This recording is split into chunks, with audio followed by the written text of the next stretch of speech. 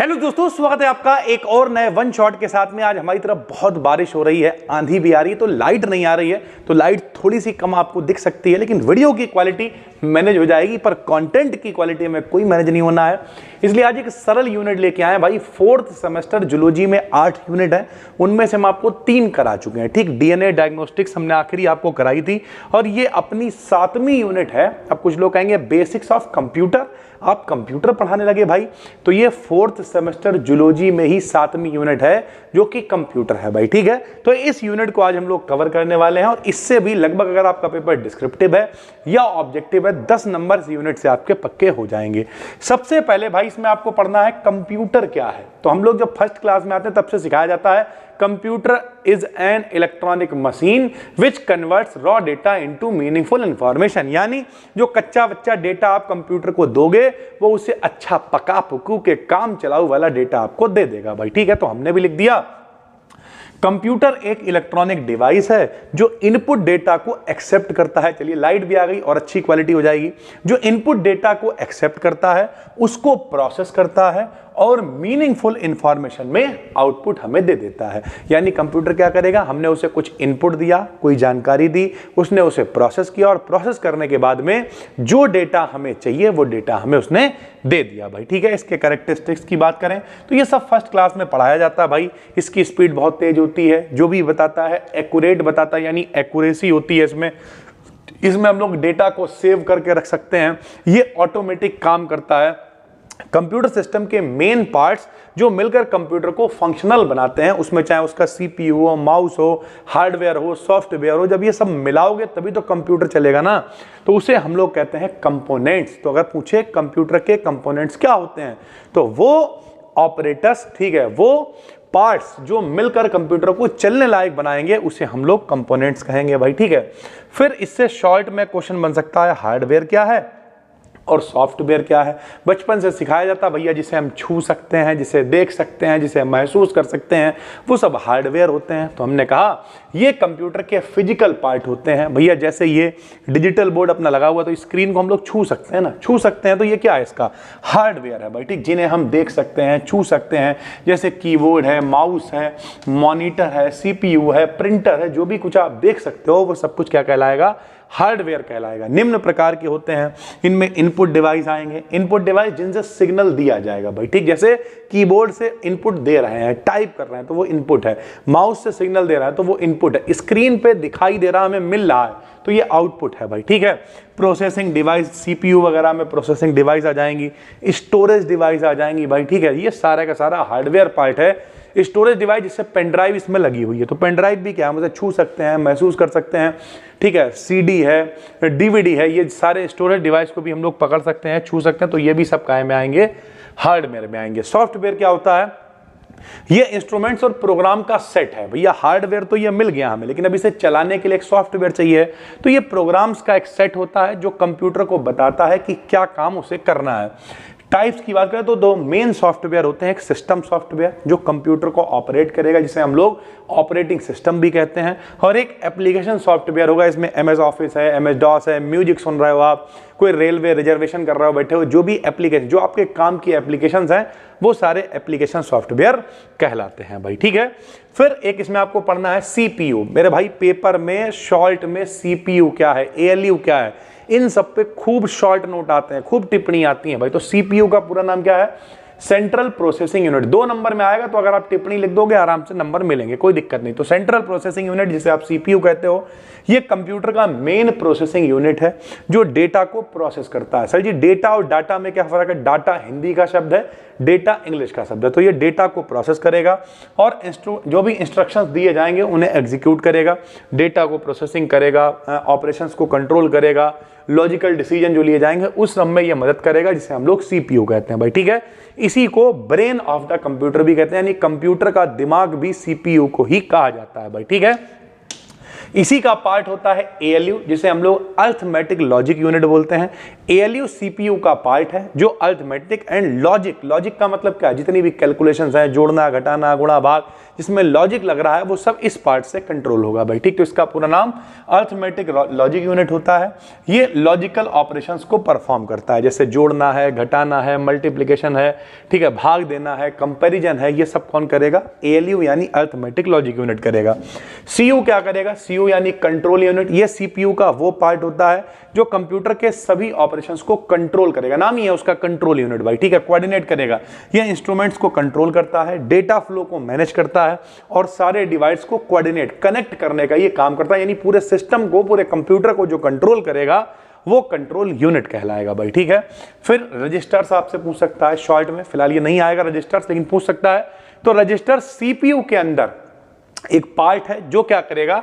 Temporary storage locations है, यानी छोटी छोटी लोकेशंस हैं जहां पे टेम्पररी कुछ रिकॉर्ड हो रहा है। क्या रिकॉर्ड हो रहा है? तो डेटा और जो भी इंस्ट्रक्शन दिए जा रहे हैं, जो भी डेटा है, उसे पूरी तरीके से नहीं, परमानेंट नहीं, टेम्पररी स्टोर करते हैं, प्रोसेस हो जाता है डेटा और इसका काम खत्म हो जाता है भाई, ठीक है। इनपुट डिवाइस बिल्कुल आ सकता है भैया, ALU पूछ सकता है टिप्पणी में, CPU पूछ सकता है, CU पूछ सकता है, उसी तरीके से इनपुट डिवाइस भी पूछ सकता है। आपको बता दिया, इनपुट माने निवेश, जिससे हम लोग डेटा दे रहे हैं कंप्यूटर को, वो माउस हो, वो कीबोर्ड हो, ये सब इनपुट डिवाइस कहलाएंगे।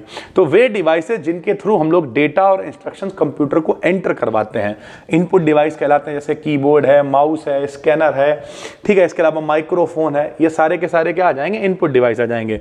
ये यूजर जो हमारा डेटा है उसे किस में कन्वर्ट करेंगे? मशीन रीडेबल फॉर्म में, यानी कंप्यूटर को वो समझ में आया उसमें ये कन्वर्ट कर देते हैं। आउटपुट डिवाइस क्या होते हैं? जब हमने इनपुट दे दिया तो कंप्यूटर ने उसे प्रोसेस कर दिया, प्रोसेस होने के बाद जो हमें दिखेगा वो आउटपुट है। तो वे डिवाइस जो प्रोसेस्ड होने के बाद डेटा को यूजर को समझाने लायक, हमें समझाने लायक बनाते हैं, उसे हम लोग आउटपुट डिवाइस कहते हैं। जैसे मॉनिटर है, प्रिंटर है, स्पीकर पे हम लोगों को सुनाई दे रहा है गाने, इसका मतलब ये नहीं कि वो गाने कंप्यूटर अपने हिसाब से उसे पूरा प्रोसेस कर करा के, हो सकता है कंप्यूटर की लैंग्वेज ऐसी हो, चिंग चुंग चांग का पता ही नहीं क्या हो, लेकिन हम लोगों को तो गाना सुनाई दे रहा है ना, कि मेरा चांद, समझ रहे हो यार। तो ये मशीन डेटा को ह्यूमन मतलब मनुष्य उसे समझ पाए, सुन पाए, पढ़ पाए, उसमें कन्वर्ट कर देते हैं। इसके बाद मेमोरी आपसे बिल्कुल पूछ सकता है। मेमोरी माने क्या? जहां पे कोई चीज सेव होगी भाई, ठीक। तो कंप्यूटर का वो पार्ट जहां पे डेटा और इंस्ट्रक्शंस स्टोर होते हैं, मेमोरी कहलाती है। दो तरीके की है, एक प्राइमरी मेमोरी, एक सेकेंडरी मेमोरी। प्राइमरी मेमोरी क्या है?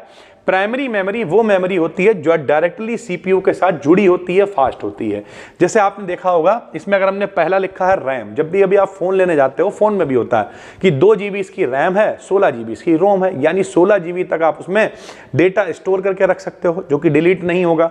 और रैम क्या है? जिसपे वो फोन चल रहा है। तो जब वो फोन चल रहा है तो कितना स्मूथ है, लोग कहते हैं यार इसकी रैम कम है, तभी हैंग कर रहा है यार। तो रैम क्या होता है? रैम का मतलब होता है रैंडम एक्सेस मेमोरी, यानी जो कनेक्ट है। रैम एक वोलाटाइल मेमोरी है जिसमें डेटा टेम्पररी स्टोर होता है, यानी जो आप चला रहे हो डेटा वो इसमें टेम्पररी स्टोर होगा और पावर ऑफ होने पर डेटा डिलीट हो जाएगा। यानी अगर आप कुछ बना रहे हो, जैसे अगर हम यहां पर ऐसा करके लिखें तो आप देखना ये बिल्कुल भी लैग नहीं कर रहा है ऐसे करके, इसका मतलब क्या? इसकी रैम अच्छी है, इस पर लोड बिल्कुल नहीं है। लेकिन अगर अभी बाई चांस ये बंद हो जाता है तो ये जो चील बिलोंग पीछे जो सेव है वो तो रोम में सेव है, क्योंकि इसमें मेमोरी है, इंटरनल मेमोरी है, लेकिन ये जो चील बिलोंग हमने बनाया ये चला जाएगा।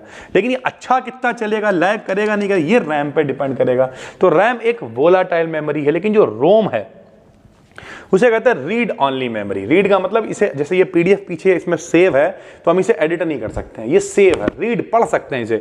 तो ये एक नॉन वोलाटाइल मेमोरी है जिसे परमानेंट डेटा स्टोर, ये PDF इसमें चाहे हम 10 बार बंद करके खोलेंगे ये PDF इसमें हमें दिखेगी भाई, ठीक है, जो पावर ऑफ होने पर भी सेव रहता है डेटा। सेकेंडरी मेमोरी में कौन आ जाएगा? तो सेकेंडरी का मतलब जो इसकी प्राइमरी मेमोरी है वो तो है ही, सेकेंडरी का मतलब जो हम अलग से पेन ड्राइव लगा रहे हैं या अलग से कोई CD DVD यूज कर रहे हैं वो सेकेंडरी मेमोरी कहलाएगी भाई। जैसे ये वो स्टोरेज डिवाइस होते हैं जिनमें डेटा परमानेंटली स्टोर किया जाता है। जैसे हार्ड डिस्क हो गया, अलग से हार्ड डिस्क हमारे पास है, हमने बहुत सारा data, pen drive, video save करके रखी हुई हैं।